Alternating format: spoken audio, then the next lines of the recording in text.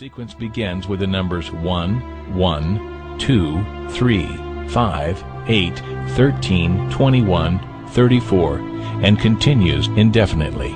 Each number is obtained by adding the last two digits together. If we were to take a perfect or golden rectangle, break it down into smaller squares based on Fibonacci's sequence, and divide each with an arc, the patterns begin to take shape.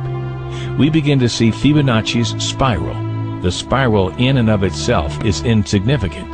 Its importance is revealed in where we find it. Take, for example, the sunflower. The display of its florets are in perfect spirals of 55, 34, and 21, the sequence of Fibonacci. The fruitlets of the pineapple create the same spiral based on the sequence. The pine cone does the same. As currents move through the ocean and the tide rolls onto the shore, the waves that bring in the tide curve into a spiral that can be mathematically diagrammed onto a plot at the points 1, 1, 2, 3, 5, 8, 13, 21, 34, and 55. Buds on trees, sand dollars, starfish, petals on flowers, and especially the nautilus shell are formed with this exact same blueprint.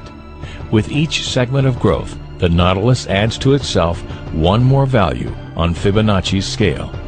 This blueprint can be seen around us on a small scale every day, but the greatest example of all is directly above our heads. At an average of 100,000 light years across, even the spiral of the galaxies above us are formed with the exact design that the tiny shell is formed. This sequence, or blueprint, appears to be the trademark of a designer. What is Allah? Allah, from the Islamic perspective, means the God, the absolute, indivisible God. The Holy Quran says, Qul huwa Allahu ahad. Say God is unique, one. Allahu samad. God is independent. Nothing depends. He depends on nothing. Everything depends on Him. Lam yalid. He does not beget, nor is He begotten, nor is He born. This absolute God has no frame of reference. Frame of reference implies something that is bound within time, matter, and space.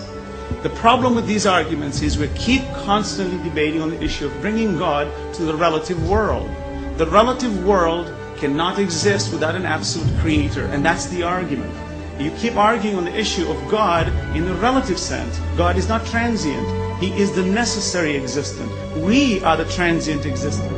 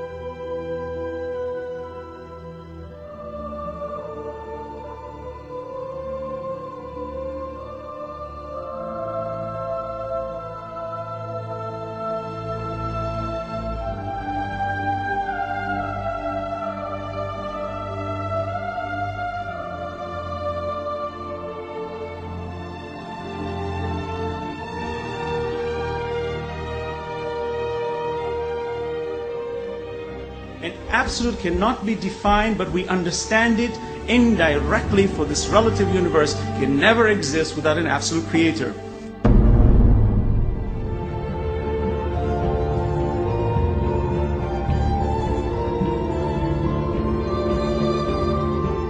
And the Holy Prophet Muhammad is made to say, Qul huwa Allahu ahad. Say, He is God, the one and only. He said, ahad.